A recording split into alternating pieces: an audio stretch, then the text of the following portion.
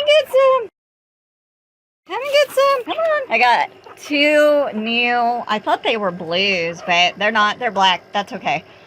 Because I'm working with paints. So, my white rooster in here works kind of good. And of course, I got my paint little girl in here. Come on, ladies. You better come out of there. Alright, I think I'll give the rest of these to the bath and then split up the next one. Alright. And look at them. Goose has been trained to set for 2 months now, 3 months.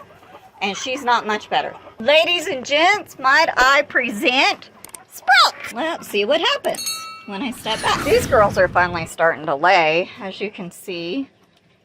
But, woo, look at it. Come and get it, Bubba. Oh, Nummy. That's Nummy. You don't say. I